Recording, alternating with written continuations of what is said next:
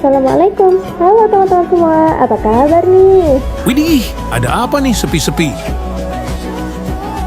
Hah? Sepi-sepi? Karena rame kali kak. Oh iya, itu maksudnya. Ada apa ini ramai-ramai? Jadi gini, hari ini kelompok kami atau kelompok satu akan menampilkan drama pendek mengenai perbedaan bahasa. Oh ya, kelompok satu? Kita belum kenalan sih. Oh iya, hampir aja lupa. Baiklah, halo teman-teman semua, perkenalkan, saya sang pembicara atau narator di sini, Janines Pookobi. Kalian bisa panggil aku, Nana saja deh, supaya lebih akrab. Oke, nah. Salam kenal juga. Nah, Anggota kelompok ya. Yang pertama, tentu saja ada Olivia Nurhidayat sebagai kameramen dan editor kami. Untuk para anggota yang bermain peran di sini ada Karen Octavia, Dewi Aisyah, Risti Sri Lestari, dan Bunga Natalia.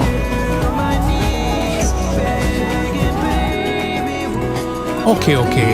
Salam kenal semuanya. Oh iya, nah. Tadi kata kamu kan, dramanya tentang perbedaan bahasa. Bisa dijelasin nggak gimana lengkapnya?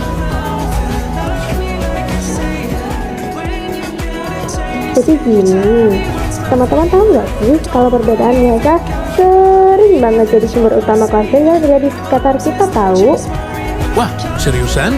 Iya, serius kan? Penasaran kan? Yuk simak videonya sampai selesai ya.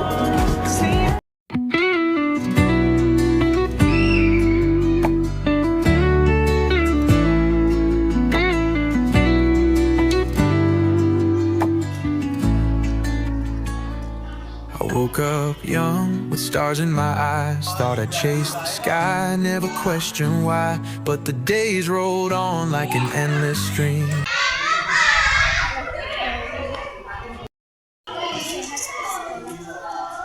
Iya wis dek ini makanya aku mangkat.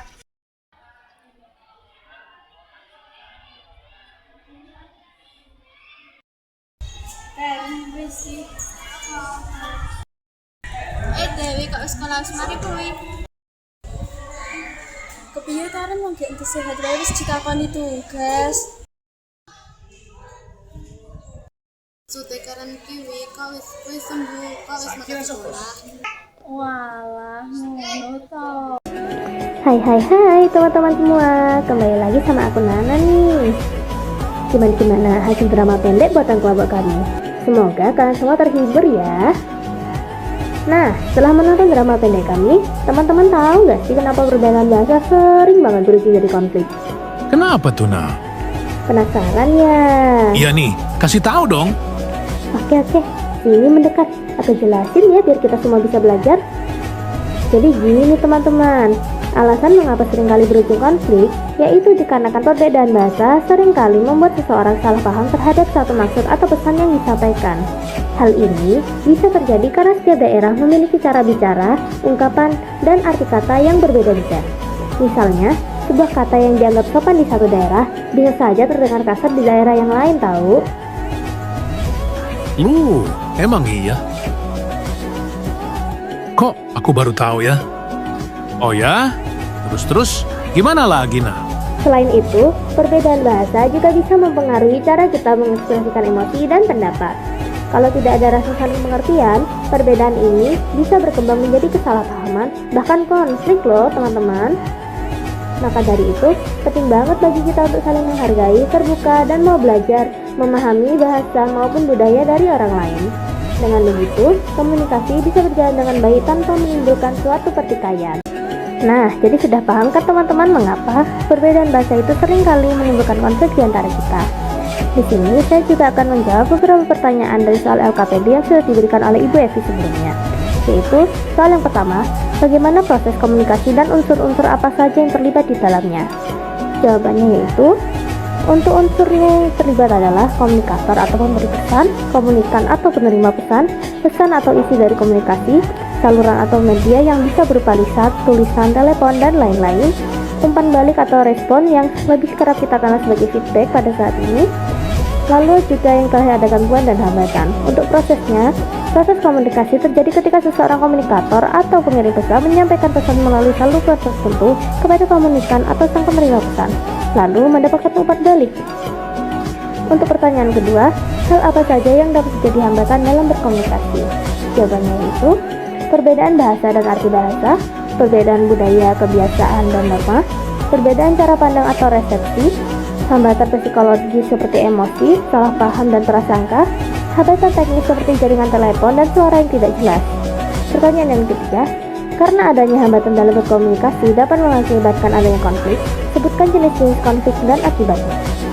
Jenis-jenis dari konflik dan akibatnya itu adalah konflik antar individu, akibatnya hubungan personal lenggang, konflik antar kelompok, akibatnya kerjasama terganggu, konflik antar budaya, akibatnya perbedaan makin besar, komunikasi gagal, konflik organisasi, akibatnya tujuan kerja tidak tercapai dan muncul kerugian.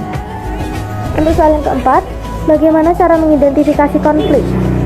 Cara mengidentifikasi konflik yaitu mengamati respon lawan bicara, apakah dia sedang marah, diam atau bingung, melihat ketidaksesuaian antara maksud pesan dengan tanggapan, menganalisis sumber salah paham seperti bahasa, budaya, atau sikap, melakukan klarifikasi langsung untuk menemukan penyebab utama, dan kemudian untuk soal yang kelima, bagaimana cara menangani konflik? Cara menangani konflik yaitu mengklarifikasi maksud pesan dengan bahasa sederhana, menggunakan bahasa baku atau resmi agar tidak salah tafsir, menghargai perbedaan budaya dan bersikap toleransi, negosiasi atau kompromi untuk mencapai kesepakatan bersama, menahan emosi atau menyelesaikan masalah dengan tenang, membuat perjanjian tertulis untuk menghindari salah pengertian di kemudian hari. Kesimpulan yang dapat kita dapatkan dari sini adalah komunikasi yang efektif termasuk melalui telepon atau tatap muka memerlukan bahasa yang jelas, sikap saling menghargai, dan pemahaman akan latar belakang budaya yang berbeda. Jika tidak, akan muncul hambatan dan potensi konflik. Untuk evaluasi, unsur-unsur dari komunikasi adalah komunikator atau sang pengirim pesan, saluran atau media, komunikan atau penerima pesan, umpan balik atau feedback, gangguan atau hambatan. Untuk refleksinya, pembelajaran hari ini cukup dimengerti karena memberikan contoh nyata tentang hambatan komunikasi dalam kehidupan sehari-hari maupun dunia kerja.